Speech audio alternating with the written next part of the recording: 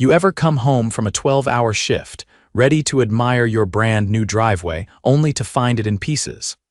That was me, Frederick Adams, on a Tuesday afternoon, standing in front of my house, staring at torn-up concrete like it was some kind of bad dream.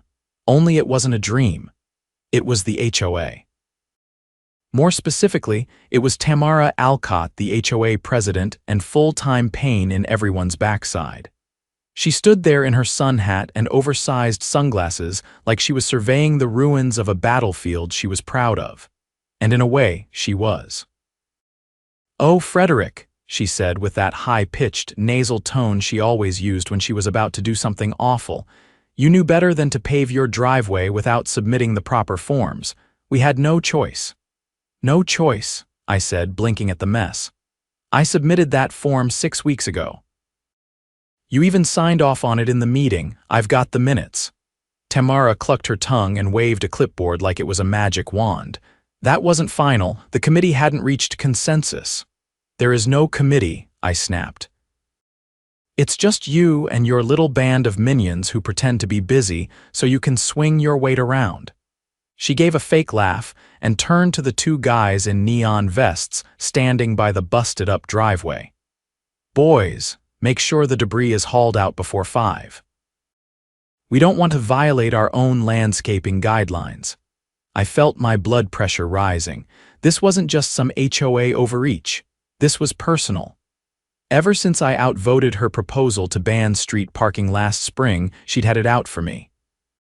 I pulled out my phone and opened the folder. Scanned copies of the application, her signature, the HOA guidelines, and a time-stamped video from my Ring camera showing Tamara herself walking up to my door and handing back the approved paperwork.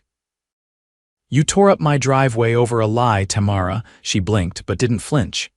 "That driveway didn't meet aesthetic guidelines. It was too dark. It's charcoal gray. It matches my roof." "Well, it disrupted the harmony of the street," she said, clearly scrambling.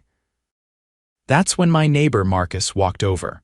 "Frederick, I saw the whole thing. They brought in a crew this morning while you were out. No notice, no warning, just tore it up." Tamara laughed again, but this time it was tighter. "We followed protocol." "No," I said, stepping closer. "You broke into private property and destroyed something you had no right to touch. That's vandalism." Her smile vanished. "Hope you've got good insurance," I added.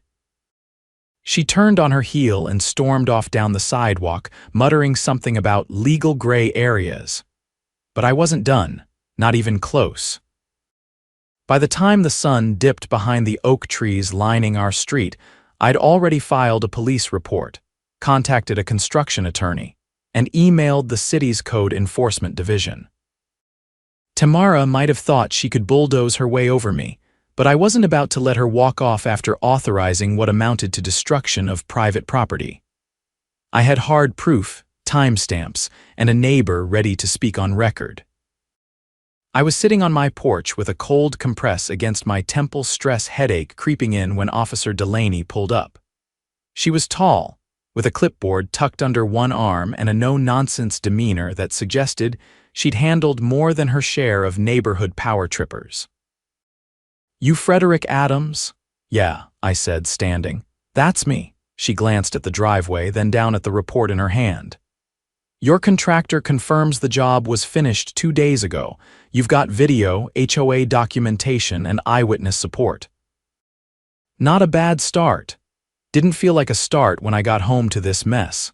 Delaney nodded, stepped off the porch, and crouched near the edge of the torn-up concrete.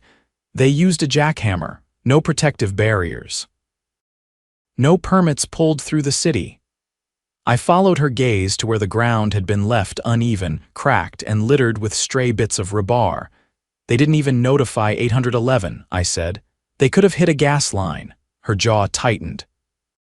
"You're aware that what happened here goes beyond HOA enforcement. If they authorize this without your permission, that's criminal mischief. Possibly felony vandalism, depending on the cost of the damage. Contractor's estimate is just under 20 grand. And that's just to get it back the way it was." She let out a sharp breath through her nose. "I'll be making some calls." As she radioed it in, I noticed a few more neighbors gathering on their porches. word had spread fast. Marcus was already fielding questions, pointing at the mess and gesturing toward Tamara's house. Nobody looked surprised, just angry, resigned. One woman from 2 doors down muttered something about her garden beds being tampered with last month after she refused to vote for a dues increase. Delaney wrapped up her call and turned back to me. "I'll need the full video, the signed form, and a list of HOA board members. If you've got any communication from them acknowledging the approval, that'll help speed this along." "I've got it all on a flash drive." Including her handing me the signed approval on camera. "Perfect," she said. "I'll be stopping by her place next." By the time she left, a quiet tension had settled over the neighborhood. People weren't just curious anymore, they were watching, waiting, hoping someone would finally hold Tamara accountable. The next morning, I called in a favor from someone I hadn't spoken to in 5 years. My cousin, Riley, had worked for the district attorney's office before switching to private practice. She specialized in property disputes, and if anyone could navigate the legal maze Tamara had built around herself, it was her. "You've got them in a corner," Riley said after I laid out the situation. "Unauthorized destruction of private property, violation of city ordinance. And if your HOA's bylaws don't grant the board unilateral authority to reverse approvals, then Tamara just acted outside her legal scope." "She'll claim it was an emergency correction," I said. "She can try," Riley replied. "But with your documents and the video, that won't hold. Especially if this wasn't the first time she's pulled something like this." It wasn't. Then we go for triple damages under civil code. "You'll get your driveway plus restitution." A week later, Tamara was served outside the community clubhouse during one of her so-called beautification meetings. She tried to play it off, laughing nervously in front of her followers, but the envelope was heavy with evidence and intent. The legal kind. By then, Officer Delaney had already confirmed that no permits were filed for the demolition. The crew she hired had been paid under the table and had no licensing to do structural removal. One of the workers even confessed to thinking it was an abandoned property. That's when the city got involved. Code enforcement slapped the HOA with 4 citations, each carrying hefty fines.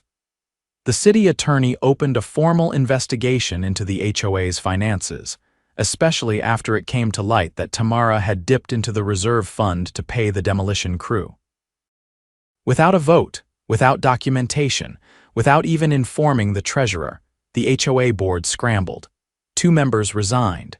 One claimed she hadn't even known the driveway was being touched. A third said Tamara pushed through the decision during an emergency session that no one else attended. The treasurer tried to distance himself, but his name was on a reimbursement check labeled landscape correction. The community was furious, not just because of what happened to me, but because they all realized how easily it could have been them. Suddenly, old stories started resurfacing. A shed removed without consent, a mailbox replaced and billed without warning, garden beds ripped out and standardized, all under the guise of protecting property values. We held a special meeting that Friday evening on the basketball court behind the clubhouse. Marcus brought a portable PA system. People brought folding chairs. Tamara didn't show. I stood up with the police report in one hand and a petition in the other. "Tamara Alcott acted beyond her authority," I said. "She used HOA funds without approval. She broke the law. And she did it to settle a personal grudge. If we don't act now, this won't be the last time it happens." The petition to remove her gathered 63 signatures by sundown. We only needed 30. The next day, the board met in emergency session, a real one this time, and voted unanimously to suspend Tamara pending legal outcomes. Her access to HOA funds was revoked. Her keys to the clubhouse were collected. Her nameplate was removed from the entrance sign. As for me, Riley filed the civil suit within the week. Between the cost of repairs, legal fees, and punitive damages, the HOA's insurance ended up settling for nearly $60,000. I rebuilt the driveway better than before, and used the extra to install a security system with 8 cameras and motion sensors. The best part: the settlement required the HOA to issue a formal apology, printed and distributed in our monthly newsletter. Right on the front page, beneath a photo of my pristine, newly paved driveway. Tamara hasn't been seen on our street since. 3 weeks after Tamara vanished from the neighborhood radar, a city inspector named Mr. Havorson showed up on my doorstep. He had a clipboard in one hand, a manila folder in the other, and a look like he hadn't smiled since the Reagan administration. "I'm following up on the financial audit of your HOA," he said without so much as a greeting. "Your name came up in the report." I stepped aside and motioned him into the foyer. He didn't take off his boots or comment on the welcome mat. Just opened the folder and started talking like we were already in the middle of a deposition. "Your driveway incident kicked off a sequence of discoveries," he said. "Turns out the HOA's reserve fund isn't just short, it's practically non-existent. The city's trying to account for the funds, but several disbursements were made without a paper trail." "Let me guess," I said, shutting the door behind him. "All under Tamara's reign." "Not all," he replied, "but most. And based on what we're seeing, there may have been state and federal violations." He laid out a spreadsheet with highlighted entries. Most of the numbers meant nothing to me, but one line stood out: an expense labeled property enhancement that matched the exact date my driveway was destroyed. "That's the payment to the crew," I said. Havorson nodded. "Except it wasn't logged until 4 days after the fact, and the check was issued under a different budget code: stormwater management." "Stormwater?" I blinked. "There hasn't been a flood on this street in 20 years. That's what made it stand out. We've also got another entry, $5,800 coded as legal consultation, but no invoice, no law firm name, just a handwritten receipt signed by Tamara." He didn't need to elaborate. I knew what that meant. She'd been using the HOA's money like a personal piggy bank, and now the city had the lid off. By the following Tuesday, a subpoena arrived, not for me, Tamara, and not just from the city, but from the district attorney's office.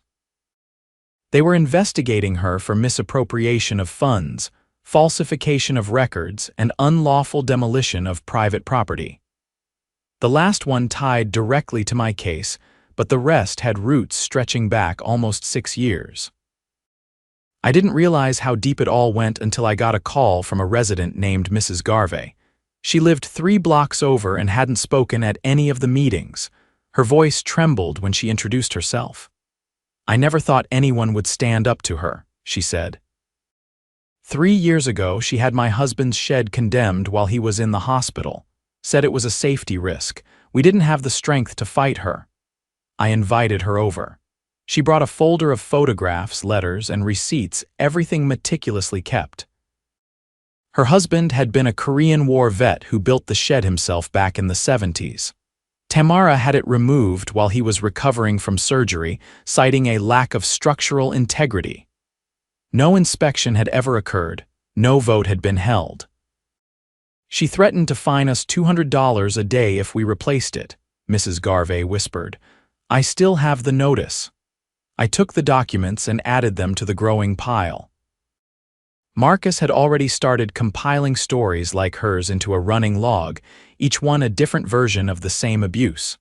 Unapproved removals, random fines, aesthetic infractions that always seemed to apply to people who had disagreed with Tamara in some way. The DA's office launched a grand jury inquiry within a week. I got a formal request to testify. Riley prepared me like I was walking into federal court. She was all business, no coffee breaks, no small talk. Just a binder full of exhibits and a laser pointer she used like a weapon. "You'll be the first witness," she said. "Your case is the most recent and the most documented. They'll want you to establish a pattern." The courthouse was colder than I expected. Not just temperature-wise, but in tone. Everything echoed, even my footsteps sounded suspicious. The assistant DA, a woman named Marissa Nguyen, met me outside the chamber. "You're not just helping us stop her," she said as she adjusted her notes. You're helping us prevent someone like her from doing this again." Inside, the jurors sat in a semi-circle, not quite glaring but not smiling either. I took the oath, sat in the chair, and started from the top. Not just the driveway, but everything that happened after. The forged expense lines. The misused codes. The construction crew with no permits. The threats. The cover-up. The silence from the rest of the board. Every word was backed up with video, documents, and sworn statements. I wasn't nervous until they played the footage of Tamara handing back the approval form. That's when I saw the jurors lean forward. That's when I knew they weren't just listening, they were absorbing. After I finished, Nguyen handed out copies of the HOA meeting minutes from that week. The ones where no discussion of the driveway took place at all. "Let the record show," she said, "that the HOA president signed an approval, then retroactively claimed it was invalid, despite no formal vote or discussion. Let the record also show that the decision to destroy Mr. Adams' property was executed without legal notice, without city permits, and paid for with misclassified funds." The jurors said nothing, just nodded. 2 weeks later, indictments were handed down. Tamara was arrested at a private tennis club 40 miles away. She tried to claim she was on sabbatical, but the officers weren't buying it. They cuffed her in front of a dozen witnesses. The mugshot made the evening news, but it wasn't just her. The treasurer who signed off on the reimbursement check, indicted, the contractor who took cash without a license, fined and barred from public work, and the HOA board. Dissolved under emergency city order pending re-election. That's when the neighbors really stepped up. Marcus ran for interim president and won in a landslide. Mrs. Garvey, who'd never even attended a meeting before, became secretary. A retired accountant 2 doors down volunteered to audit every expense dating back 10 years. We held the first open forum under the new board on a Saturday morning. More than 70 residents showed up. Coffee, donuts, folding chairs. It felt like a town hall instead of a war zone. "We're not here to punish," Marcus said, "but we are here to fix what was broken, and that starts with transparency." He handed out printed copies of the new bylaw amendments. No funds could be moved without 2 signatures. All decisions required a public vote. No penalties without photographic evidence and third-party review. I didn't say much. Just sat in the back, watching it all unfold. The neighborhood wasn't perfect, but it was finally ours again. And then came the restitution. The settlement Riley filed reached court just before Tamara's arraignment. The judge ruled in our favor. Triple damages. HOA insurance picked up the tab, but the company filed a claim against Tamara personally to recoup. They seized her car, froze her accounts. Put a lien on her second property in Sarasota. I got the check in early spring. I used part of it to repave the driveway again, but this time I added custom pavers. Slate gray with deep black borders, not just functional, beautiful. The rest went to a community emergency fund. We named it the Garvey Fund. Funny how a driveway can become the first domino. Funny how power, when abused long enough, can unravel in a single moment of arrogance. Tamara thought she could tear up concrete and leave no cracks behind. She was wrong. By mid-spring, the neighborhood had transformed in ways that went beyond fresh pavement and removed nameplates. The fear was gone. You could feel it in the way people waved longer, lingered in their yards, and started replacing the plain hedges Tamara used to mandate with flowers of every shade. Even the sidewalks seemed less rigid, as if the place itself had exhaled for the first time in years. But not everything was blooming. 2 weeks after Tamara's arraignment, the city's forensic accountant released a supplemental report. Riley got a copy before it went public. She read it in my kitchen, flipping through the pages with the mechanical calm of someone used to finding rot behind polished walls. She didn't just misuse the HOA funds, Riley said, tapping a line near the bottom. She laundered them. I leaned over the counter. Through what?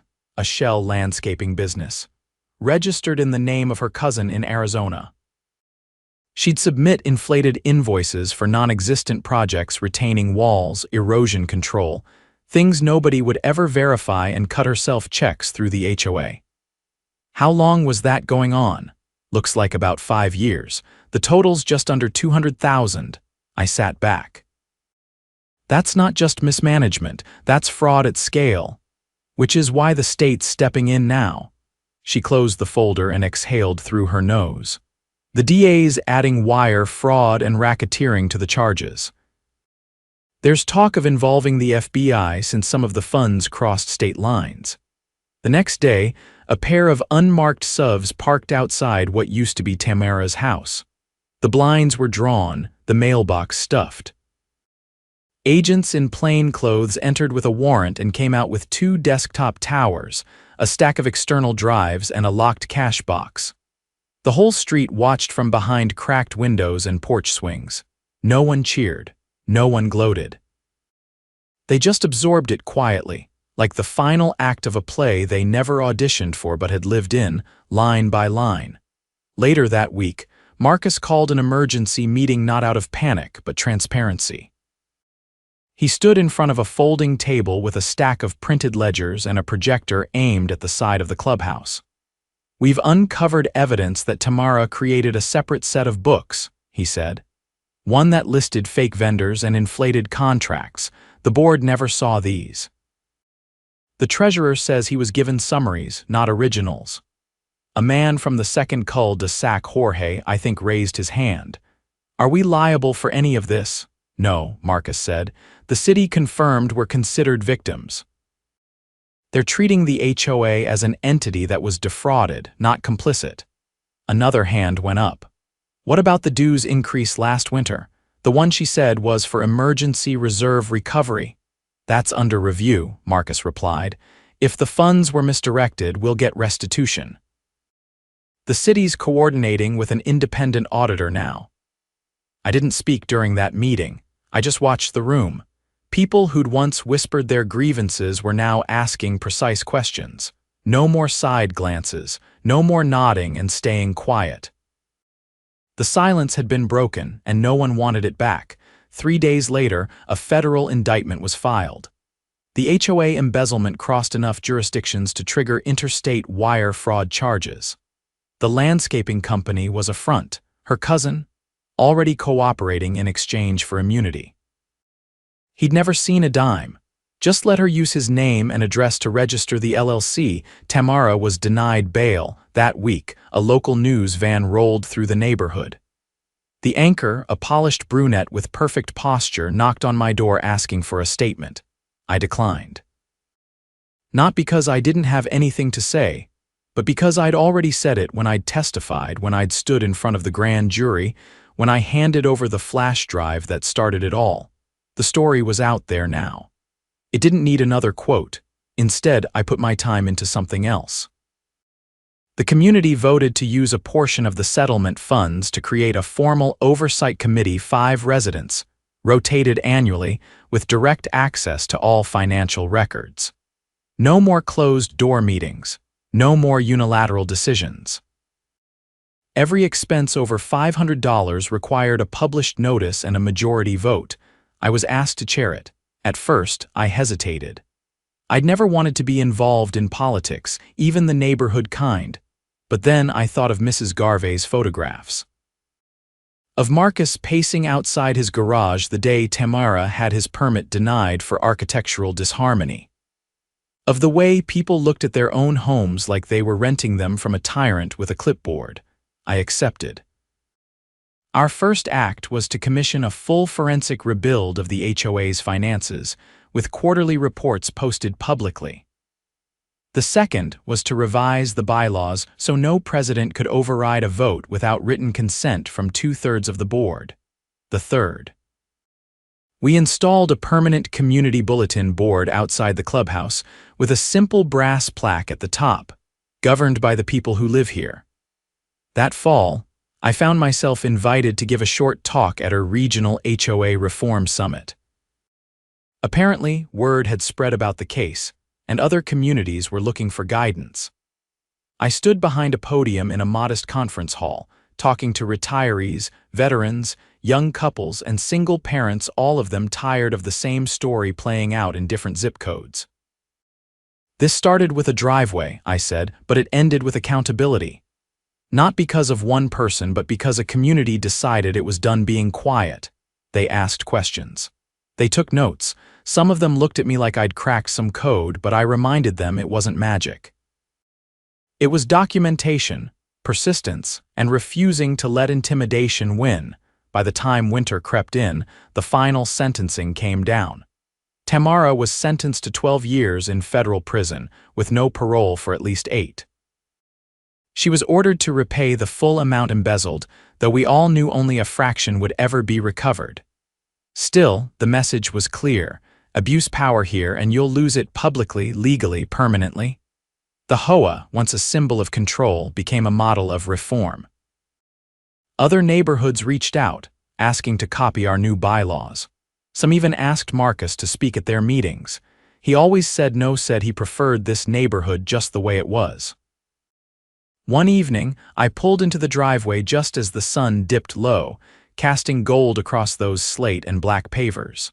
A kid from down the block waved as he rode past on his bike. Wind chimes tinkled from the porch next door. No one was being cited. No one was being fined for paint colors or mailbox fonts. Just homes, just people, just peace. The way a neighborhood's supposed to be.